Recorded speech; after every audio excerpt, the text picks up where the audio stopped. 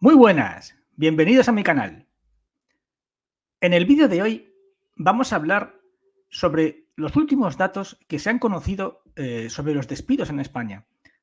Vamos a ver que se está produciendo un cambio de ciclo, que están aumentando los despidos, al mismo tiempo que vamos a ver cómo los PMIs, los índices de industriales de fabricaciones de España, caen en picado. Caen prácticamente a mínimos de hace 10 años. Pasa igual con el empleo, curiosamente. Con el empleo también estamos en el 2023, hasta septiembre de 2023, ha sido el peor año en 10 años en cuanto a destrucción de empleo. Vamos a verlo con gráficas y también vamos a ver qué repercusiones puede tener esta destrucción del empleo de cara a lo que va a pasar, al precio de las casas, a la crisis de liquidez, a la crisis de deuda. Vamos a ir viendo cómo se va entrelazando todo. Vamos a empezar. Bien, quiero que entendáis bien esta gráfica porque es muy importante. Esta gráfica es un histórico de todas las crisis que han ocurrido en la economía, en el mundo, en los últimos 80 años. Bien, en absolutamente todas las crisis el patrón es el mismo. Es decir, cuando empieza la crisis es en el momento en el que se produce un cambio de ciclo en el empleo. En el momento en el que el empleo sube, en el momento en el que alcanza el top más bajo del desempleo y cambia de ciclo y sube, pocos meses después es cuando se inicia una recesión, es cuando se inicia una crisis. Ocurrió en 2008, ocurrió en 2001, ocurrió en 1990, 1980, 1970, 1960, 1950. Ocurrió en absolutamente todas las crisis. ¿Qué quiere decir esto? Quiere decir que hay que estar muy atentos a los datos de empleo, porque en el momento en el que se produce el cambio, en el momento en el que el desempleo se dispara, es cuando puedes estar muy seguro que la recesión está más cerca que nunca. Bien, fijaros en este dato. El desempleo, las bajas en la afiliación a la Seguridad Social en España hasta septiembre de 2023 han sido las más altas en 10 años. Pero los números son escalofriantes porque superan muchísimo más a los anteriores años. Fijaros que la media actual, la media estaba entre el torno a los 400.000, 500.000 bajas en afiliación. Pero es que este año, hasta septiembre, se han producido 735.000 bajas. Eso indica un cambio. Indica que desde 2013, desde que se toca el tope en el número de parados en España, en la anterior crisis, este ha sido el año en el que más desempleados se han producido. Bien, muchos me diréis, y seguramente lo pondréis en los comentarios, que cómo es posible que ayer Sánchez dijera que estábamos en la situación de empleo mejor que nunca y dijera que los datos del empleo eran buenísimos y que habían bajado mucho. ¿Cómo puede ser que esto se diga y que al mismo tiempo tengamos estas cifras? ¿Cuál es el truco? ¿Cuál es la magia? La magia son los fijos discontinuos. ¿Por qué? Una de las reformas que ha hecho el actual gobierno fue la reforma de acabar con el empleo temporal y cambiarlo a fijo discontinuo. ¿Qué implica esto en el número de parados? Implica muchísimo. ¿Por qué? Porque cuando tú estás en un empleo temporal y cesa tu actividad, tú ingresas en las cifras de paro. Pero si tu contrato ha sido cambiado a fijo discontinuo y cesa tu actividad, como todavía estás dado de alta en la empresa, aunque no estés trabajando, no cuentas como parado. Esto ha provocado que más de 600.000 parados no figuren en las cifras del paro, lo que ha provocado una bajada del paro que es la que se vende en las noticias, es la que te dicen por el telediario, es la que te dicen en las encuestas, cuando realmente esas personas sí que están paradas, sí que están sin trabajar, sí que están sin actividad, pero no cuentan en las cifras. Es por eso que para que puedas entender por qué te estoy diciendo que en 2023 se han producido 735.000 bajas, cuadre con la disminución del paro que te dicen las estadísticas del gobierno. ¿Pero por qué se está destruyendo empleo? ¿Qué lo está provocando? ¿Por qué esa cifra tan alta? ¿Por qué ese aumento de 200.000 personas desempleadas con respecto al 2022? La explicación es esta gráfica. Estos son los PMI manufactureros de España. Como puedes observar, estamos a un nivel bajísimo, estamos a 45, Para que lo entiendas, lo normal, la media normal, sería estar por encima de los 50. Si estás por encima de los 50 es que hay empleo. Si estás por encima de los 50 es que el país tiene una economía más saneada, fabrica más, vende más y entra más dinero. Si estás por debajo de los 50, significa que la economía está peor, significa que el país fabrica menos, significa que las empresas contratan menos. Bien, la anterior vez, para que puedas ver a dónde nos estamos yendo, te tienes que remontarte a 2013-2014 para ver unas cifras tan bajas. Es verdad que el año pasado, a principios del año 2023, ya estábamos en ese 45 en PMI, pero es que ahora mismo estamos en una clara tendencia a la baja, lo cual impacta directamente en el empleo. ¿Y qué repercusiones tiene todo esto? ¿Por qué es tan importante? ¿Qué implicaciones, por ejemplo, tiene en el precio de las casas? Muchos no paráis de preguntarme ¿qué ocurre con el precio de las casas? ¿Por qué todavía no cae? ¿Por qué prácticamente apenas ha bajado un 0,5 o un 1%? La razón es esta. La razón es el desempleo. Fijaros bien. El pico de bajada de la anterior crisis de las casas coincidió con el pico de subida en el paro. Cuanto más paro hubo fue en el 2013. Y es en ese año, en 2013, como también es cuando más subió, más bajó el precio de las casas. Fijaros la siguiente gráfica. Lo veis claramente. Coincide en el mismo año. 2013 es el año en el que el precio de la vivienda bajó más. Y es ese mismo año en el que el paro subió más. Es decir, hay una relación inversa entre el precio de la vivienda y el paro. A más paro, mayor caída en el precio de la vivienda. A menor paro, mayor subida en el precio de la vivienda. Es por esto que estos indicadores, este cambio de tendencia en las cifras del desempleo, tienen que alertarte mucho, porque si siguen subiendo, van a incidir directamente en el precio de la vivienda. Vale, pero ¿por qué? ¿Por qué caen los PMIs? ¿Qué está ocurriendo? ¿Qué es lo que ha cambiado en la economía para que ahora mismo estemos viendo esas cifras de desempleo? ¿Qué ha ocurrido en la economía para que estén bajando el precio de las casas? ¿Qué es lo que ocurre? Fundamentalmente ocurre esto. Lo que está pasando es que estamos en medio de una crisis de liquidez. Los bancos han subido los tipos y al subir los tipos han restringido el crédito. Al restringir el crédito, las empresas se ahogan. Las empresas ya no pueden obtener los préstamos que obtenían antes. Al no poder financiarse, no le queda más remedio que disminuir empleados. Es decir, paro. Es así de sencillo. Si cae el crédito, acaba repercutiendo en el desempleo. Lo veis en esta gráfica claramente. Fijaros, ahora mismo estamos en una situación muy parecida a la que teníamos en 2008. Para ver que el índice de la contracción de crédito, para poder compararlo con una situación anterior, nos tenemos que ir a 2008, que es lo que te está indicando esta gráfica. Es decir, solamente con 2008 puedes ver una situación parecida, que es lo que ocurrió en 2008. Cae el crédito, las empresas no se pueden financiar y empieza el desempleo. Pero además del crédito, hay más factores que estén provocando todo esto. Están ocurriendo más cosas para que se esté produciendo esta caída en el desempleo, en este aumento en el desempleo. La guerra comercial entre Occidente y Oriente. La guerra comercial que ahora mismo hay entre Estados Unidos y China provoca consecuencias, provoca que los dos mercados dejen de comprarse unos a otros. Provoca una desglobalización. Lo podéis ver claramente en esta gráfica.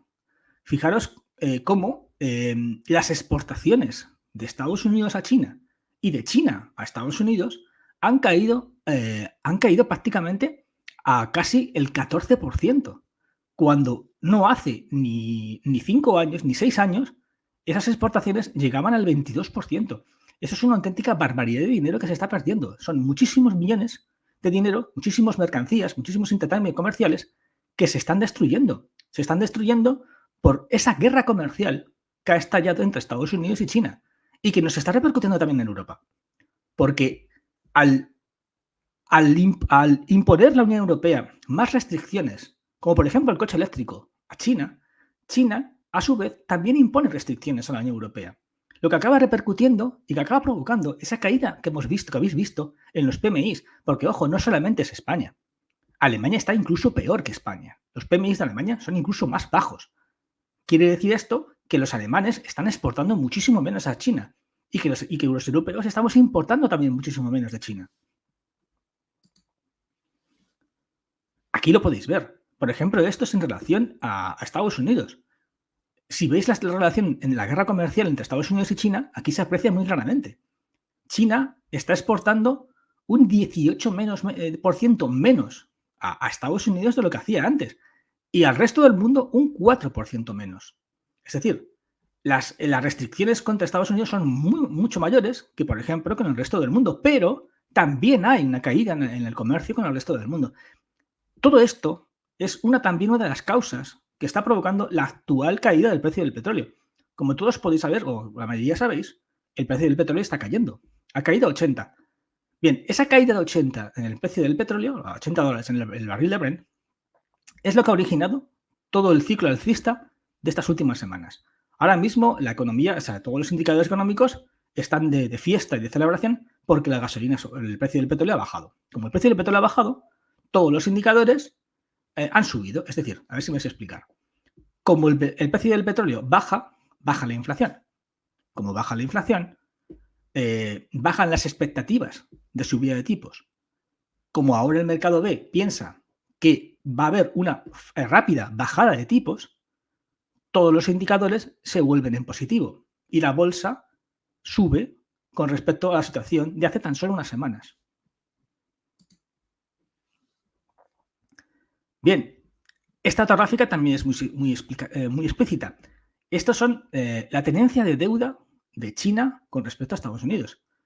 En apenas unos años, China se ha desprendido de 500.000 millones de dólares en deuda de los Estados Unidos. Esto lo hace claramente en la situación actual de guerra comercial entre China y Estados Unidos, pero está repercutiendo directamente en los intereses de los bonos. Los intereses de los bonos en estos 2 años ha subido como la espuma. Hemos pasado de casi negativos a 4,5-5%. Una de las razones de por qué ha subido tanto los bonos es esta. Es que tanto Japón como China se están deshaciendo de deuda. Están vendiendo deuda occidental. Estos 500.000 millones que ya están dejando de comprar los chinos están repercutiendo en la deuda de Estados Unidos. Japón pasa exactamente lo mismo. Fijaros, este es el yen, la cotización del yen con respecto al dólar. El yen está en una situación de debilidad que no se había visto en 30 años. Estos son datos reales, los podéis comprobar quien quiera en Internet. Ahora mismo la situación del yen es muy, pero que muy preocupante. Está a más de 150 yenes por dólar, ¿vale? Y te tienes que remontar a los años 90, la anterior crisis de Japón, para que te encuentres un yen tan débil. ¿Por qué es tan importante? ¿Cuál es lo que pasa con el yen? Lo que hace Japón, lo que hace el Banco de Japón, para poder mantener su moneda, para que no se derrumbe, lo que hace es que vende deuda de Estados Unidos o de Europa. Lo que hace Japón es que vende deuda, obtiene euros o dólares y con esos euros y dólares compra yenes y con eso evita que su moneda se derrumbe. Esto también está repercutiendo muchísimo en la deuda y va a repercutir en los próximos meses. Si la situación de Japón se agrava, si la inflación en Japón se agrava, si cada vez la situación es peor, el Banco de Japón, que es el mayor tenedor de deuda occidental del mundo, va a tener que seguir vendiendo deuda, va a tener que seguir deshaciéndose de bonos de la Unión Europea y de Estados Unidos para poder mantener su sistema económico. Bien, esto es el valor de los bonos, de la deuda de Estados Unidos. Ahora en esta gráfica es la deuda a 20 años de Estados Unidos, ¿vale? Con respecto a los últimos años. Como podéis ver, ha caído en picado.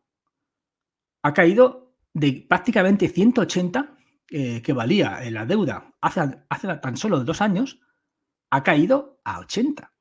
Es decir, ha perdido una barbaridad de dinero, una barbaridad. Esto es el valor de los bonos que se compraron en 2020 con respecto a la situación actual.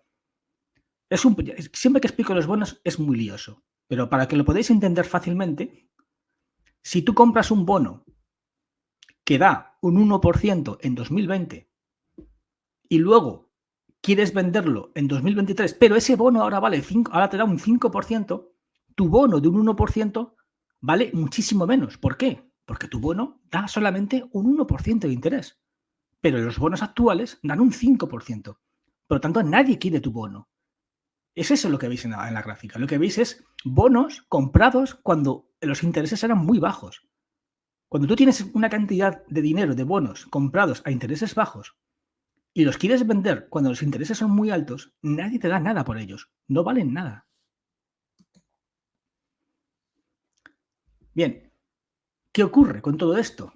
Como la deuda está muy alta, como los intereses están muy altos, ahora mismo en el mercado, si haces una comparativa de lo que te rentan las acciones comparado con lo que te renta los intereses de la deuda, resulta que estás perdiendo dinero. Resulta que si tú mantienes tus acciones en la bolsa, esas acciones te dan menos dinero, como podéis ver en la gráfica, está por debajo de cero, que si tuvieras ese dinero en renta. Si tuvieras ese dinero en renta fija, te daría más dinero que manteniéndolo en la cartera actual.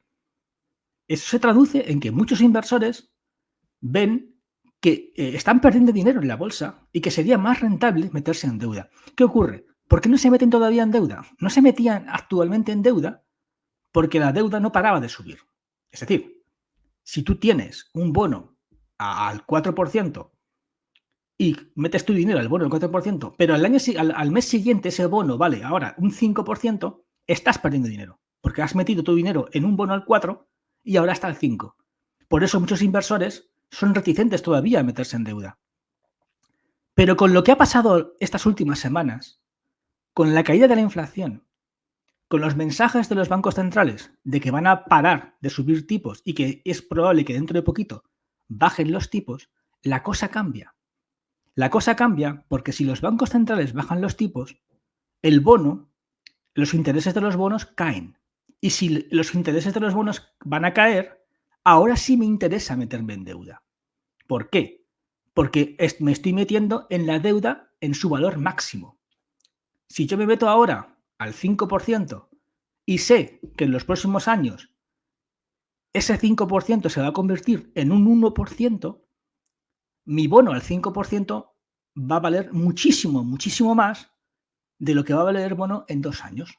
Es por eso que después de conocerse la inflación de Estados Unidos el otro día, hace un par de días, de repente los intereses de la deuda, los intereses de los bonos, se desplomaron y cayeron un montón. ¿Por qué?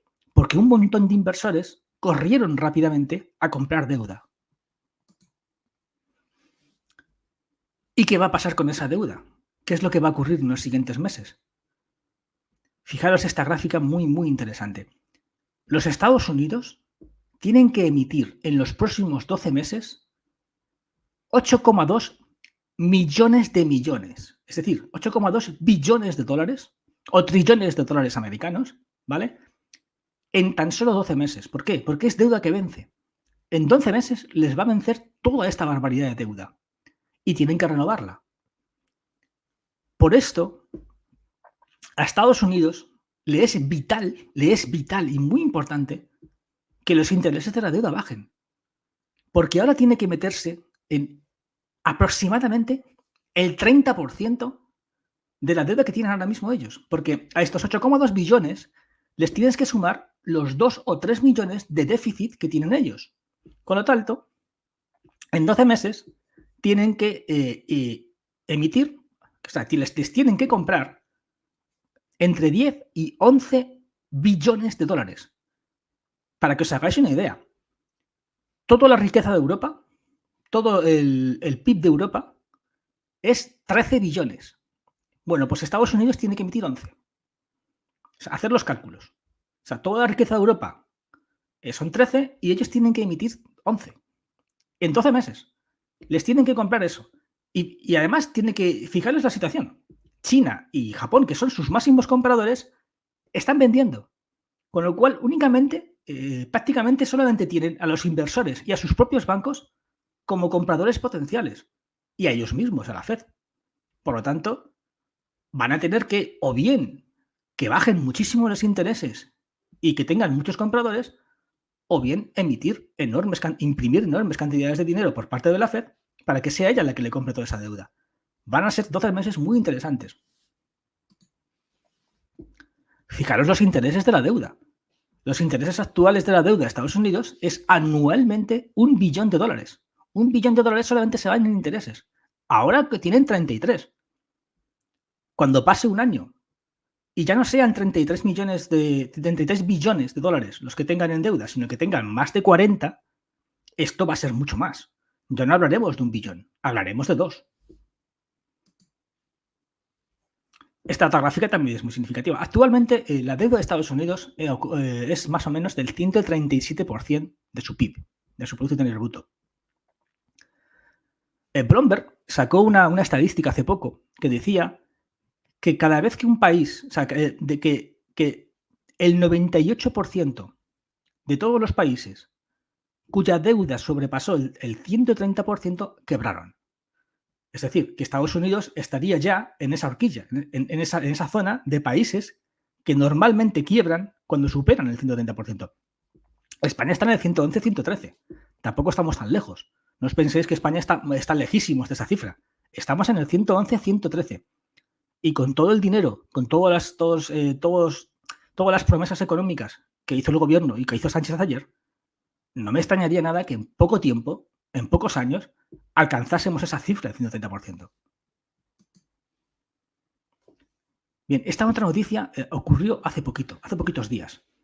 Hubo una venta por parte del Tesoro de Estados Unidos de bonos a 30 años que fue muy mala, fracasó. Fue una venta en que intentaron vender 24.000 millones de dólares y no lo consiguieron vender a la primera. Cuando ocurre eso, cuando un gobierno emite deuda y no se la compran, no es que no consiga meter esa deuda. Lo que ocurre es que el gobierno lo que acaba teniendo que hacer es pagar una prima. Es decir, tú intentas colocar la deuda a una cantidad de dinero. Si no lo consigues, tienes que subir los intereses. Y eso fue lo que le ocurrió a Estados Unidos. Tuvo que subir los intereses para conseguir que le compraran toda esa deuda a 30 años. Bien, esto directamente sacudió los mercados y provocó que la bolsa tuviese una caída en casi 15 puntos básicos provocados por esto, por esta fallida venta de deuda de Estados Unidos.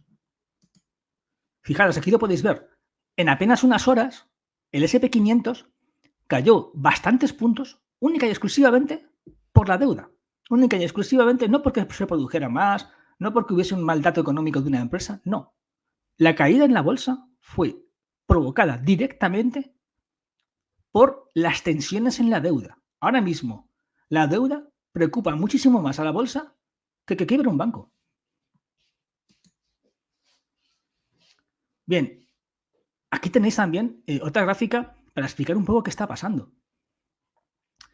Los seguros de impago, ¿vale? Los CDC, o sea, los swap, perdonad, los seguros de impago últimamente han crecido muchísimo. Es decir, los seguros de impago son seguros que obtiene la gente, que obtienen los inversores para protegerse por si la deuda de tal país quiebrase. Es decir, si yo pienso que Estados Unidos puede quebrar, yo me hago un seguro de quiebra, o sea, un seguro para evitar que no me paguen nada si mi bono, si ese país se declara en quiebra. Bueno, pues estos seguros de impago han subido muchísimo. Subieron muchísimo cuando la quiebra de Silicon Valley Bank, luego se relajó y bajó, pero ahora mismo, con todas las tensiones que se están provocando en la deuda, vuelve otra vez a subir. Vuelve a haber mucha tensión alrededor de la deuda, porque no para de subir y porque además se sabe perfectamente que se va a tener que emitir una burrada de dinero y no se queda muy claro si realmente eso no va a tener efectos. Esta otra gráfica también muestra la tensión que hay ahora mismo con respecto a la deuda. Fijaros, en azul son variaciones de la bolsa actuales con respecto a la deuda. Y en gris son variaciones de la bolsa anteriores, años atrás. Es decir, que actualmente en los últimos 2 años el mercado está prácticamente casi en algunos casos un 30% más más tensionado con respecto a lo que pasa en la deuda de lo que estaba antes de 2020. En los años anteriores, que estáis en gris, la tensión, o sea, los impactos sobre la bolsa que habéis visto antes, por ejemplo, en el S&P 500, no eran tan graves como ahora. Ahora son mucho más graves y la bolsa reacciona mucho más a lo que pasa en la deuda. Fijaros esta gráfica también. La subida de los tipos de interés ha provocado una restricción de dinero, una restricción de liquidez. Esta restricción de liquidez ha hecho que la línea roja, que son los activos de los bancos centrales, baje. Ahora mismo los bancos centrales tienen muchísimo menos activo de lo que tenían antes, sobre todo porque tenían un montón de deuda mala, de deuda a intereses negativos, de deuda que ahora mismo no vale nada y se están deshaciendo de ella. Pero en cambio, la bolsa, que es la línea blanca, ha seguido subiendo. Es decir, aunque los bancos retiraban dinero y se deshacían de liquidez, la bolsa seguía subiendo hasta provocar un gap. Fijaros que hasta ahora, siempre que los bancos supían en activos, siempre es que inyectaban liquidez en el mercado, la bolsa subía. Ahora es al revés. Los bancos retiran liquidez, pero la bolsa ha seguido subiendo. Esto en algún momento se va a corregir. Y cuando se corrija, esa línea blanca que tenéis ahí va a tener que bajar y coincidir con la línea roja. Fijaros, estos son los valores de las acciones de los bancos en la bolsa, la línea roja. Como podéis ver, ahora mismo está en uno de sus niveles más bajos de la historia. Está bajísimo comparado con históricamente sus niveles. Esto te quiere decir que actualmente los bancos, en lo que es el nivel de bolsa, no pintan nada. Prácticamente la bolsa es todo índices industriales. Prácticamente todo está en manos de muy pocas compañías. Todas las subidas que habéis visto en bolsa, en realidad es debido a 4 o 5 compañías. Nvidia, Microsoft, Apple. Esas son las empresas que realmente controlan prácticamente la totalidad del dinero que entra en bolsa, ya que el valor, el peso que antes sí que tenían los bancos ha caído muchísimo, y más desde la crisis desde la quiebra del Silicon Valley Bank.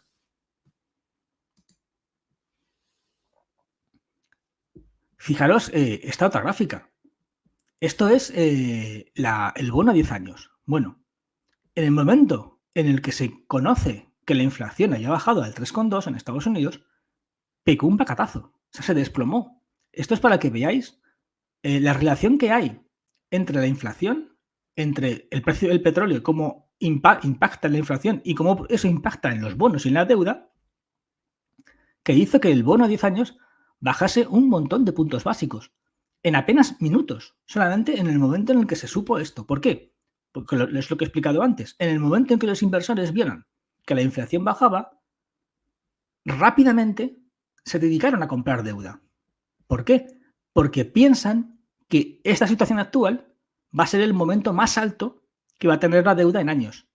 Por lo tanto, todos corrieron a comprar deuda porque si la inflación ha bajado, quiere decir que los bancos centrales van a acabar bajando tipos. En cuanto los bancos centrales empiezan a bajar tipos, la deuda, que ahora mismo está que estaba ahora mismo al 4,6, va a bajar y puede que incluso, comparándolo con otras crisis, con otras situaciones, otros ciclos económicos, bajase al 1%. Con lo cual, si yo tengo 10.000 millones y los meto todos en deuda al 4,5, y en 1 o 2 años esa deuda vale un 1%, me echo de oro, porque tengo un montón de dinero valiosísimo al 4,5 y el mercado ahora mismo la está comprando al 1%. Así es como los ricos consiguen protegerse durante las crisis. Eso es lo que hacen. Lo que hacen es coger esa deuda, coger ese dinero que tienen en bolsa, sacarlo de la bolsa y meterlo, o sacarlo de sus inversiones, no tiene por qué ser de la bolsa, y meterlo rápidamente en la deuda. Por eso, en minutos, bajó tantísimo los intereses de la deuda, porque hubo un montón de compradores. Esta otra gráfica también es muy significativa. Estos son los intereses de los bonos corporativos, de los bonos privados, de la deuda privada, comparada con la deuda fija. Vale. Cuando ocurre esto, ahora mismo la situación es de casi cero. Es decir, ahora mismo lo que te renta la deuda corporativa, lo que te renta los intereses, comparado con la deuda actual, es casi cero. Cuando ocurre esto, suele ser un indicador de que la recesión o la próxima crisis está cerquísima. Si miráis la última línea, veis que esto, por ejemplo, ocurrió en el famoso crash del 29. Cuando se produce el crash del 29, estábamos en esa situación. Estábamos en una situación donde la deuda corporativa, el split bond de la deuda corporativa, ¿vale? Estaba casi a cero, ¿vale? Como está ocurriendo ahora mismo. También ocurrió en el 2008, también ocurrió en el resto de crisis. Cada vez que pasa esto, cada vez que la deuda corporativa con respecto a lo que te da el dinero privado está prácticamente a cero, se produce una crisis. Bien, en este directo, o sea, en este programa siempre hablo, muchísimas veces hablo de que esta actual crisis, en mi opinión, es una crisis de estanflación y no una crisis deflacionaria. He querido traeros esta gráfica, que es una gráfica histórica de los últimos 80 años, para que podáis entender bien qué digo. ¿Por qué digo estanflación? Aquí podéis ver claramente en qué dos épocas de la historia hemos visto esta situación. Hemos visto una situación donde la inflación ha estado por encima del 3% y además hemos tenido unos índices económicos tan malos. Ocurrió en los años 70-80 y ocurre ahora. Bien, ¿cómo podéis saber que esto es verdad? Fijaros, esta gráfica tiene dos líneas, ¿vale? La línea azul es inflación más desempleo menos crecimiento económico, menos PIB. La línea verde, ¿vale? Es los intereses de la deuda a 10 años. Si os fijáis, durante las crisis de esta inflación, la línea azul sube y la línea verde también sube. Es decir, se produce un aumento de la inflación y del desempleo. Recordad que una estanflación es cuando se produce desempleo, se produce recesión y a la vez la inflación sube. Una crisis deflacionaria, una crisis tradicional, es al revés. En una crisis deflacionaria, el empleo sube, pero la inflación baja. ¿Vale? En las crisis deflacionarias, los intereses de la deuda bajan al mismo tiempo que sube el desempleo. Pero en las crisis de estanflación no. En una crisis de estanflación, los intereses de la deuda suben al mismo tiempo que sube la inflación y el desempleo. Eso es muy importante. Esa es la diferencia que te puede llevar para saber si estás en una crisis de estanflación o estás en una crisis deflacionaria. Esto va a ser muy importante en los próximos meses. ¿Por qué? Porque en función de cómo vayan dándose los datos, podremos saber si esta crisis es en realidad una crisis de estanflación o no lo es. ¿Vale? El mercado está empezando a apostar a que no lo es. ¿Por qué es tan importante? Porque si sí es una crisis deflacionaria, si al final se convierte en una crisis deflacionaria, entonces no tendremos inflación. Entonces lo que tendremos es deflación. Entonces ese 3,2 que tenemos ahora mismo de inflación, por ejemplo, en Estados Unidos o el 3,5 en España, caería en picado al cero o incluso a menos de cero. En esa situación, los bancos centrales rápidamente bajarían tipos de forma muy agresiva. En un año podríamos pasar del 4,5 actual a, por ejemplo, un 1% o un 0%. Eso es así. Eso ocurrió en 2008-2009. En 2009, los bancos centrales en apenas un año bajaron los tipos a casi cero. En apenas un año. Lo bajaron muchísimo. No sé si fue un 1% o por ahí. Eso es lo que muchos inversores están esperando que ocurra. Muchos inversores apuestan a que esta crisis no es de estanflación, sino que es una crisis deflacionaria y que rápidamente los intereses, la línea verde, se va a desplomar. Si se equivocan y no es así, muchísima gente va a perder muchísimo dinero. Porque si no es deflacionaria y la inflación es más resistente de lo que piensan y los bancos centrales en 2024 no pueden bajar de la forma agresiva que quieren bajar, entonces van a perder muchísimo dinero. ¿Y qué puede hacer que esto se equivoquen? qué puede hacer que los mercados que actualmente están tomando champán y están de fiesta estén equivocados? Una de esas razones, una de esas posibilidades es esta gráfica. Estos son los precios de los commodities de agricultura, es decir, el precio de la comida. El precio de las materias básicas de la comida, el grano, el trigo, el arroz, han subido muchísimo en los últimos años. Esto es una de las razones que puede provocar que, aunque el precio del petróleo esté más o menos bajo o estable, la inflación no se convierta en deflación como mucha gente piensa. Podría ocurrir que no se convirtiese en deflación porque los precios de la comida lo impidieran. Porque los precios core, la inflación subyacente, fuese muchísimo más resistente porque el precio de la comida no parase de subir.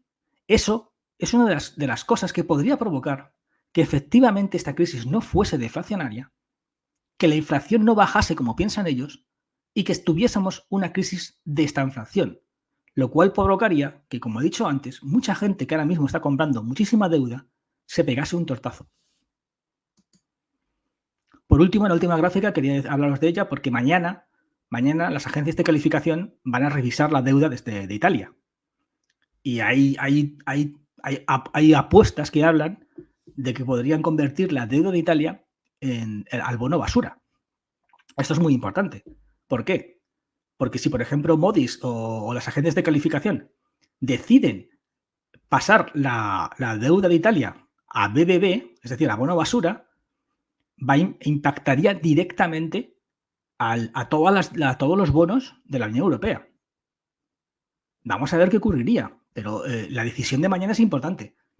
Lo normal es que no. Lo normal es que no hagan nada, porque las agencias de calificación saben perfectamente que si se les va la mano, si hacen una nota negativa antes de tiempo, pueden provocar una crisis de deuda. Entonces, yo creo que no van a hacer nada. Pero es un dato que he querido sacar de hoy para que lo tengáis en cuenta con respecto a mañana. Recordad que la deuda de Italia está altísima, está al 140% de su PIB. Es una deuda malísima. O sea, ahora mismo es una de las deudas que más intereses tiene de toda la Unión Europea.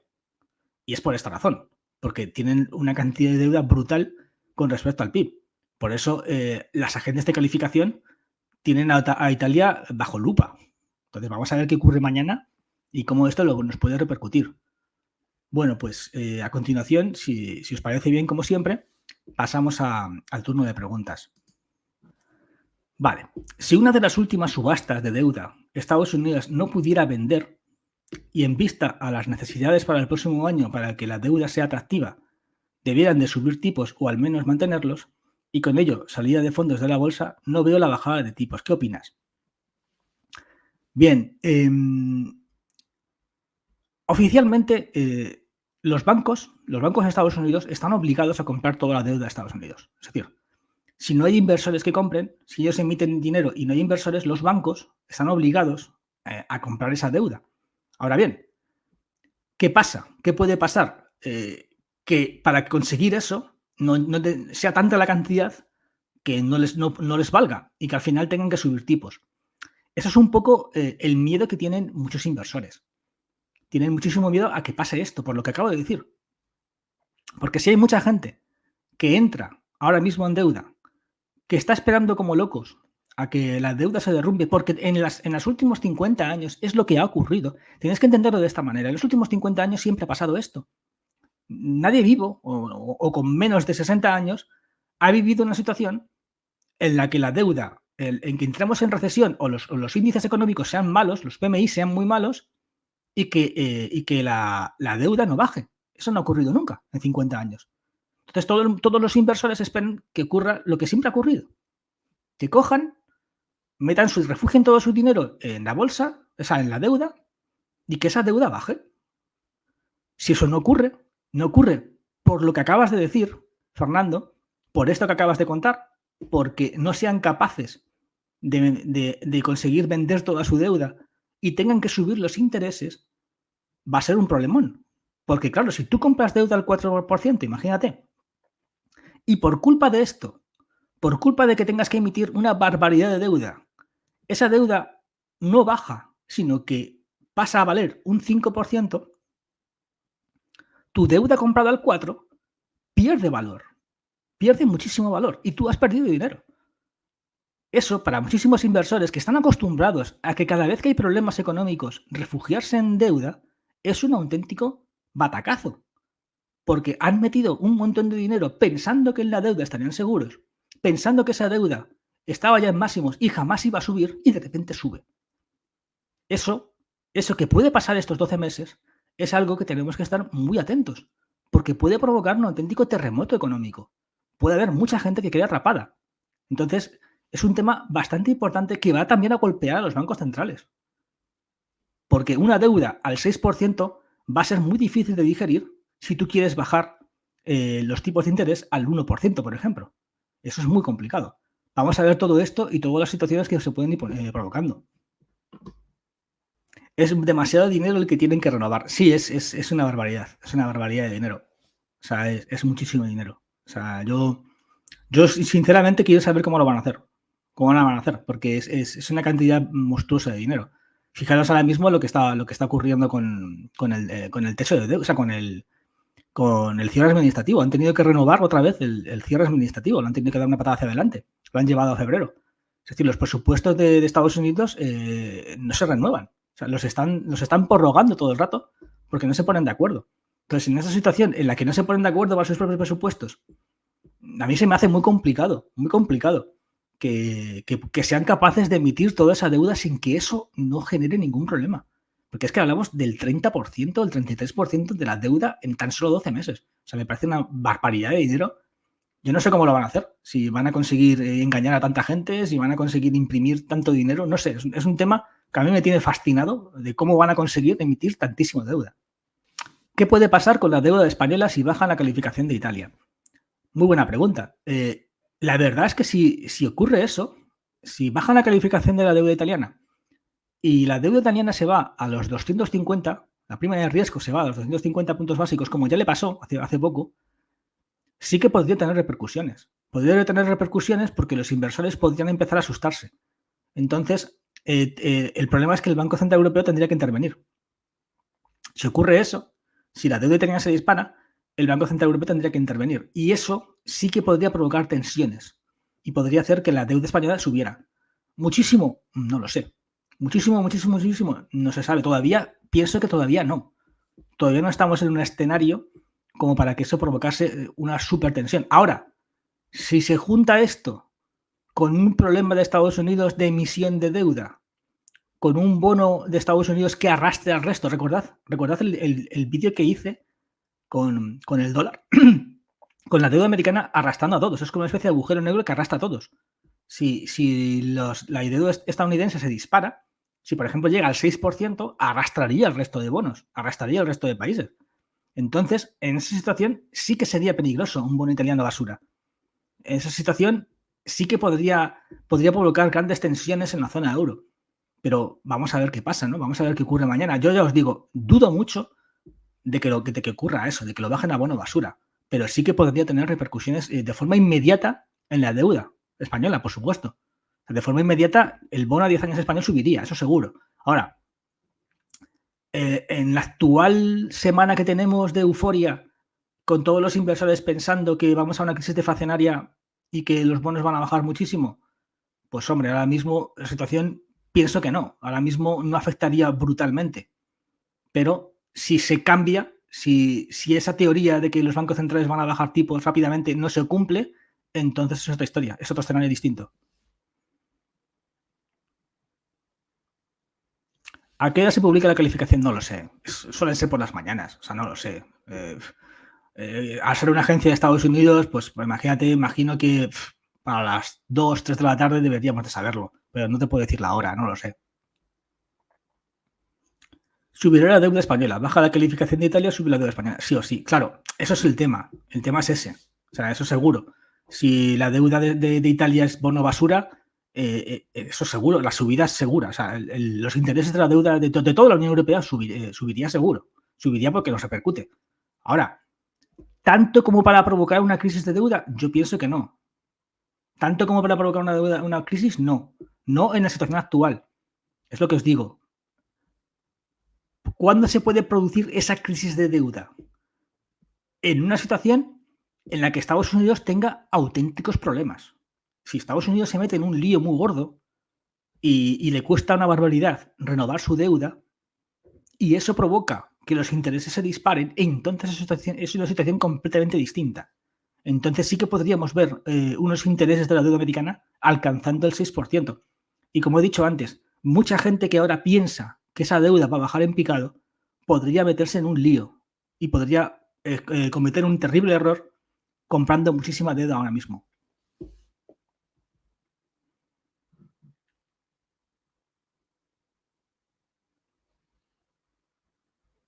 Una pregunta. Habíais planteado que podría ser que volviéramos a la peseta? Dicho y explicado y resumido, con esta filosofía de volver a la peseta, entre comillas, ¿cabe la posibilidad que se creen CBDCs de monedas virtuales para cada país? Con una nueva forma de economía, aún existiendo el euro digital como base, una moneda virtual de cada país para usarlo como otro modelo económico en esa misma línea.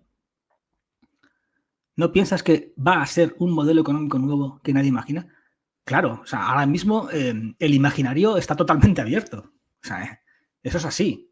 En caso de una crisis de deuda, en caso de que los países del sur de Europa, por ejemplo, que la Unión Europea se rompiera, es decir, puede producirse una reunión extraordinaria de la Unión Europea y decidir que determinados países salgan de la Unión Europea hasta que arreglen su economía. Eso es una cosa que puede ocurrir perfectísimamente. Pueden coger, poner unas normas y decir, hasta que los países no cumplan estas normas, los países deben de salirse de la Unión Europea. Perdonad, de la zona euro, que no es lo mismo que la Unión Europea. España puede estar en la Unión Europea y puede ser salirse de la zona euro, ¿de acuerdo? Puede salirse del euro, emitir su propia CBDC, como acabas de decir tú, y seguir funcionando y seguir perteneciendo a la Unión Europea. ¿Vale? Eso puede pasar. Es decir, vamos a salirnos hasta que arreglemos nuestra economía y durante unos años vamos a tener CBDCs en pesetas, por ejemplo, y cuando nuestra economía mejore, entraremos otra vez en la CBDC del euro. Eso que planteas no es ninguna locura. Eso lo quiero decir ya. O sea, no estamos volviéndonos locos. No es algo que sea imposible. No es una auténtica barbaridad. Es algo que puede perfectamente pasar. La Unión Europea puede, en caso de una situación de crisis mundial, establecer normas. Y en esas normas, decir, hasta que tu economía no esté saneada, hasta que no cumplas determinados parámetros, tú no puedes pertenecer a la zona euro. Punto. Así de sencillo. Y durante un tiempo vas a salir. Sale el Sánchez de turno, o Sánchez, que puede ser que Sánchez no dure 50 años, sale Sánchez y dice, chicos, que nos tenemos que salir de la zona euro. Todo sigue igual, seguimos perteneciendo a la Unión Europea, pero fuera de la zona euro. Vamos a sacar esto que es por el bien del país y todo salga CBDC de pesetas.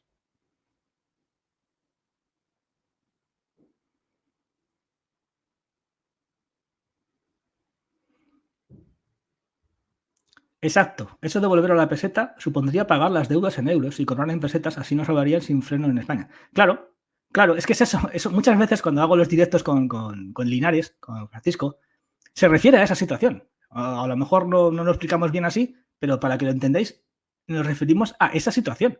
A una situación en la que España siga en todos los organismos internacionales, en la que España siga perteneciendo a la Unión Europea, pero nuestra moneda no pertenezca a la zona euro. ¿Por qué?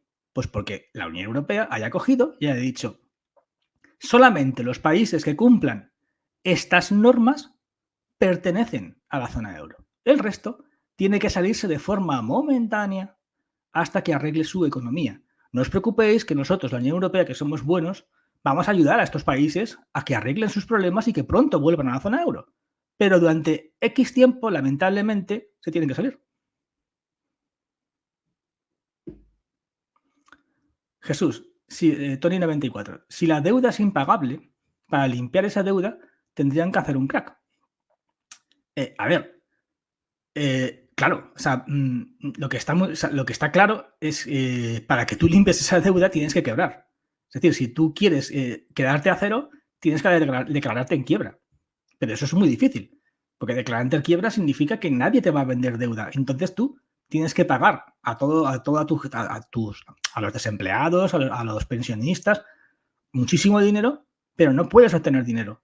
No puedes obtenerlo a través de la deuda. Otra cosa es que pertenezcas a la Unión Europea todavía y que el BCE te lo preste de alguna forma, pero no estés dentro de la Unión Europea. Eso podría pasar.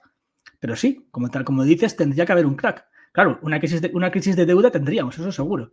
Ahora, esto es ciencia ficción completamente. Por favor, o sea, no pensar y decir, es que eso se ha dicho. No, esto es totalmente ciencia ficción. Porque nadie sabe que nos tienen preparados. O sea, si este escenario ocurre, nadie sabe qué harían. Nadie tiene una ciencia por 100% saber cómo va a reaccionar, cuáles son los planes. ¿Que existen? Yo pienso que existen. O sea, yo estoy casi convencido que existen planes. Ahora, saberlos es la gran pregunta. ¿Cuáles son los planes? Es la gran pregunta. Yo planteo esta línea porque veo una línea coherente. Si tú tienes problemas económicos gordos, si tu deuda no te la compra nadie, una solución podría ser esa. Salidas momentáneas de los países hasta que arreglen sus economías.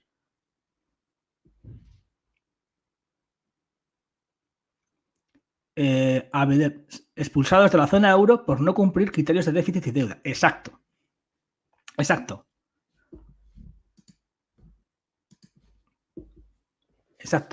Eso es. Así es como sería.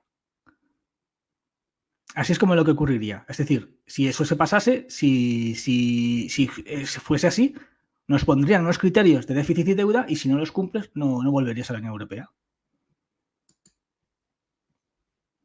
Perdona, pienso que la crisis de deuda está muy cerca y nos impondrán las CBDCs, los grandes salvadores. Eso es lo que hay que ver dato a dato. Yo siempre os digo lo mismo, hay que verlo dato a dato. Porque hace 2 meses, por ejemplo, yo estaba segurísimo que nos íbamos a más de 100 en el petróleo y de repente Estados Unidos ha hecho su magia y ya cambia todo. Por lo tanto, nunca sabes qué ases tienen debajo de la manga. Entonces hay que tener cuidado. Hay que, como digo siempre, espérate, vamos a ver la información poco a poco, vamos a ver el dato a dato para ver si efectivamente se cumple. O sea, ¿cómo lo puedes ver? Si los intereses de la deuda a 10 años superan el 6%. Si superamos el 6%, la cosa se pondría muy tensa. Entonces, ahí si empiezas a ver la deuda de Estados Unidos al 6-7%, ya sí que empieza a preocuparte de verdad. 6-7%. Si eso ocurre el año que viene, sí que la situación se va a poner muy peligrosa. Ahí sí que estoy seguro. Si llegamos al 7, el tema se va a poner muy complicado.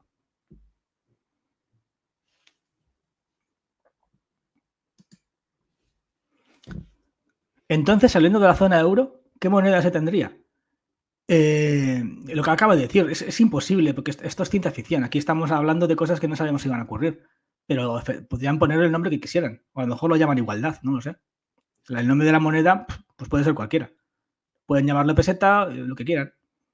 Entonces, podemos volver a una moneda X durante un tiempo y luego volver a la zona euro. Incluso lo pueden llamar euro también.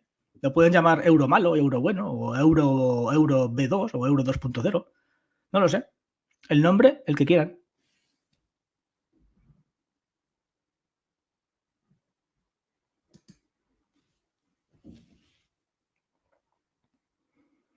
Para que España se estabilizara. Claro. ¿Por qué es tan importante esto? Porque en el momento en el que te sales de la Unión Europea, tú puedes emitir moneda. Tú puedes devaluar. Al poder devaluar, activas las compras. Es decir, si la economía en España está destrozada, te sales del euro, devalúas tu moneda. Como devalúas tu moneda, eres más barato, tus compras son más baratas y tú puedes exportar más. Por lo tanto, tú con esa actuación, aunque a ti te coma la inflación, mejoras tu economía.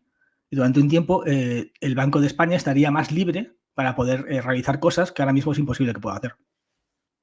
Tened en cuenta que al pertenecer a la Unión Europea no tenemos independencia económica, estamos completamente atados al euro. Entonces, una de las cosas que podrían hacer la Unión Europea para evitar o para que intenta salir es que te salgas. Bueno, gente, pues yo lo voy a dejar aquí hasta el siguiente directo y ya hablamos más, ¿vale? ¿De acuerdo? Bueno, una última pregunta que me está aquí preguntando Tony. Si devaluado tu moneda, entonces tus salarios bajarían. Claro, o sea, a ver, eso es así. No es que bajen tus salarios, es que tú te pueden decir el cambio va a ser directo de 1 a 1, ¿vale? 1 euro es una peseta, imagínate. Entonces tú mejor si cobras 3.000 euros, pues vas a cobrar 3.000 pesetas al mes. Pero claro, en el momento en el que se produzca el cambio, la peseta se devalúa. Entonces, inmediatamente cobras lo mismo. Pero en cuanto pasen unos meses, tú ya no cobras 3.000 euros, en realidad cobras 1.500. Ese es el gran miedo, ese es el gran problema que podríamos tener. Tú podrías tener tu hipoteca referenciada en euros, que si el gobierno no deja claro las cosas, o sea, no deja claro que en el momento en el cambio tu hipoteca va a pasar a pesetas, entonces tienes un problema. Eso es lo que mucha gente sabe. Hemos discutido en varios directos. Que mucha gente piensa, si hiciesen eso, en cuanto cambiasen de moneda, todas las hipotecas pasarían a pesetas. Es que no lo sabes. No podemos, como sigue siendo ciencia ficción, pues no estamos 100% seguros. ¿Van a pasar a pesetas? ¿O el gobierno va a coger y va a sacarse unas de la manga y va a decir, no, esto no son pesetas, estos son euros? Ese es el gran miedo, ¿no? Ese es el gran miedo que tenemos todos. Si ocurriese este escenario, ¿vale? Si la situación económica fuese tan mala que la Unión Europea decidiese expulsar países. ¿Es imposible? No, no lo es. ¿Es imposible que ocurra? No, no lo es. Ahora mismo no. Hay que ver qué pasa más adelante. Bueno, ahora sí me voy, ¿vale? Venga. Pues nada, como siempre os digo, el que busca la verdad corre el riesgo de encontrarla. Nos vemos en el siguiente directo, ¿vale? Venga, gente, hasta luego.